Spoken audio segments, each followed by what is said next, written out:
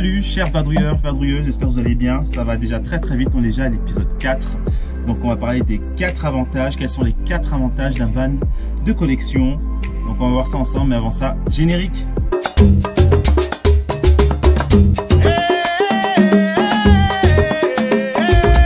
Salut! Lui, c'est mon chien, Jockey, toujours prêt à mettre la main à la pâte. Elle, c'est ma femme Elsa, elle partage ma vie et mes aventures. Et moi, me voilà, je m'appelle Collins, et c'est avec Simba, un joli combi T3 années 84, que j'ai décidé de partir sur les routes de France et les pays voisins. L'objectif, c'est la liberté, la découverte et les rencontres. Si tu veux nous suivre et suivre nos aventures, abonne-toi et installe-toi bien. C'est parti avec Vadrouille ton van. Alors je me trouve actuellement dans le sud de la France, donc c'est un peu ma maison mère d'adoption. Donc j'espère que vous allez aimer quelques images dans cette vidéo. Mais on va parler aussi de van, quels sont les 4 avantages du van aménagé de collection. Le premier avantage, c'est sa taille. Sa taille, quand même, il faut savoir que le van en général, il fait pas plus de 5 mètres de long, pas plus de 2 mètres de large, pas plus de 2 mètres de haut.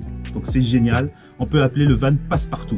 Donc les barres de 2 mètres, on passe facilement en dessous, c'est accès aux plages, donc accès au parking, accès généralement au centre-ville tout court en fait, tout simplement. Tout dépend où vous allez, mais généralement vous trouvez toujours votre bonheur parce que si vous avez un van, vous passez partout. Si vous prenez l'autoroute, moi je prends rarement, mais si vous prenez l'autoroute, c'est quand même intéressant de savoir que vous faites partie des classes 1 parce que vous ne dépassez pas les 2 mètres de haut, donc vous faites partie des véhicules légers, vous n'êtes pas en tarif comme les fourgons ou les camping-cars en classe 2, donc les tarifs plus élevés. Donc c'est quand même un avantage sur l'autoroute aussi. Donc le van, sa taille, c'est vraiment utile parce que ça passe partout. Si vous voulez vraiment aller dans des endroits, on va dire de façon libre, le van c'est vraiment une solution, surtout s'il est aménagé. Donc, le deuxième avantage, c'est son côté maniable. Donc il est un peu esprit monospace parce qu'on a quand même un espace assez grand, véhicule très maniable parce que on peut quand même se garer en centre-ville, on peut aller dans les rues sinueuses des villages, on peut aller aussi dans la forêt, on peut aller presque partout. Quand je dis le van c'est un passe-partout, il est vraiment un van optimum pour ça. Troisième avantage du van, c'est son côté discret. Discret parce que on peut même dormir en ville, on peut dormir en nature. C'est quelque chose qui sera facilement aisant parce qu'on sera, on va dire, les gens ne vont pas penser qu'on dort dans notre voiture, tout simplement. Moins de suscitation de vol dans les vannes que par rapport au fourgon ou au camping-car. Généralement, les gens se font moins voler, sont moins kikinés. Dans un van, c'est comme un véhicule lambda.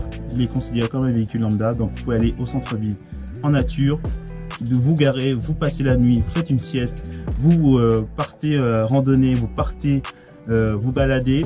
Il faut savoir que le van, ça reste assez discret pour se poser le véhicule tout simplement. On va passer au 4e avantage. Le 4e avantage, c'est son capital sympathie. Alors si vous avez un van de collection, il suscite forcément son capital sympathie.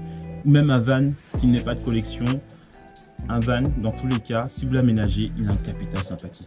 Déjà par son intérieur, la façon que vous l'avez aménagé, son capital sympathie parce que vers l'extérieur aussi, il est, vous avez customisé. Un van qui est notamment un van de collection a quand même quelque chose d'attirant, de bienveillant, donc quelque chose de sympathique. Donc quand vous voyagez, vous rencontrez d'autres voyageurs, vous rencontrez des gens juste qui sont autour de vous en vacances, qui sont curieux, et ben ça peut être aussi un capital sympathie. Imaginez à l'extérieur, soit à l'extérieur, on n'imagine pas que ce soit aménagé, vous ouvrez à l'intérieur, vous montrez à des amis, à vos proches, à des gens qui sont en vacances comme vous, et ben ça tire un capital sympathie. Alors moi je rajoute la notion de van de collection, parce que les vannes de collection, généralement, ils ont un charme authentique, un charme d'époque, comme le mien, le combi. Un combi, c'est un combi T3, on va pas refaire l'histoire, mais c'est le véhicule des années 80, où on suscite les années hippies, folles, où ils voyageaient dans leur van, tout simplement. Les années 80, et c'était minimaliste, mais c'était sympathique, c'était folklorique, c'était vraiment la farandole comme aventure. Et sincèrement, avoir un van d'époque aménagé, ça coche toutes les cases pour son capital sympathique. Donc voilà, donc premier c'est la taille, deuxième côté maniable, troisième son côté distrait et quatrième son capital sympathie si vous avez un van surtout de collection. Pour conclure, il faut savoir qu'en 2035, il n'y aura plus de véhicules thermiques. Vous ne pouvez plus du tout acheter de véhicules thermiques. Donc c'est pour ça que le van de collection, ou on va dire même des véhicules de collection en général, mais si vous avez un van de collection, ça vous permet d'aménager, d'être protégé par la législation par rapport à ça. C'est-à-dire que comme on n'aura plus les voitures thermiques en 2035, et ben, le van de collection, comme ça fait partie du patrimoine français, et ben, il est totalement protégé par rapport à cette loi.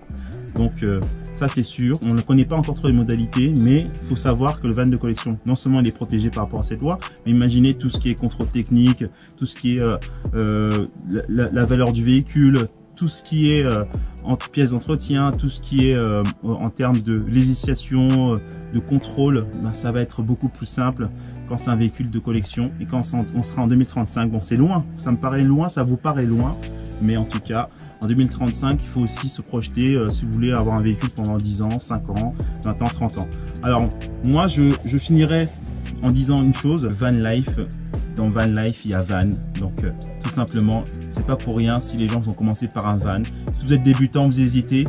Et tout ça vous amène à vous dire pourquoi pas commencer par un van, pourquoi pas se dire que partir à l'aventure en van, c'est intéressant.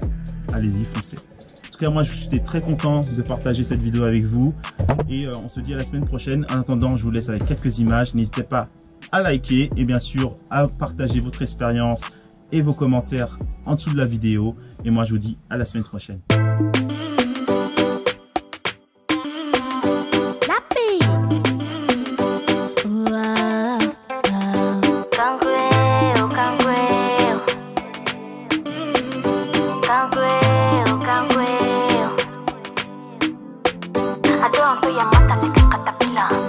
I don't decrease, I need the wasapita. I don't to your mother like a caterpillar.